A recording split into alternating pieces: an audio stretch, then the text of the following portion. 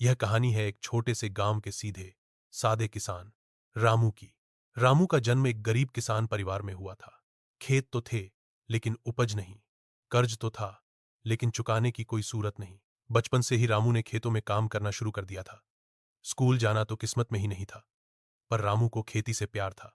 मिट्टी से गहराई का रिश्ता था उसका। गांव में लोग मजाक उड़ाते थे, रामू तो पगला गया है, ये नई तकनीकें क्या काम आएंगी। लेकिन रामू अपनी ही दुनिया में खोया रहता। एक बार बहुत भारी सूखा पड़ा, रामू की सारी फसल बर्बाद हो गई। घर में खाने को दाना नहीं बचा।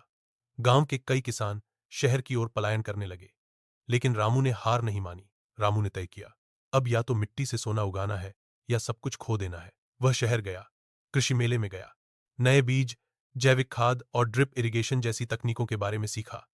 गांव लौटते ही उसने अपने खेत को प्रयोगशाला बना डाला। पहले साल ही उसकी मेहनत रंग लाई। जहां पहले 5 क्विंटल उपज होती थी, वहां अब 15 क्विंटल निकली। गांव वालों की आंखें खुल गईं। रामू ने जैविक खेती शुरू की, कीटनाशक नहीं, देसी नुस्खे अपनाए, बरसात के पानी का संग्रह किया और पूरे गांव को सिखाया कि कैसे संसाधनों का सही इस्तेमाल किया जा सकता है। धीरे धीरे रामू के खेत मॉडल फार्म बन गए। सरकारी अफसर भी उसके काम की तारीफ करने लगे। गांव के बेरोजगार युवा अब उसके साथ खेती करने लगे।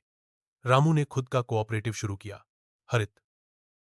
आज रामू न सिर्फ खुद आत्मनिर्भर है, बल्कि पूरे गांव की तस्वीर बदल दी है उसने। जहां कभी सिर्फ संघर्ष था, अब वहां आत्मविश्वास है, उन्नति है, खुशहाली है। रामू की कहानी हमें यह सिखाती है कि हालात चाहे जैसे भी हों, अगर इरादे पक्के हों और मेहनत सच्ची हो, तो मिट्टी भी सोना उगल सकती है।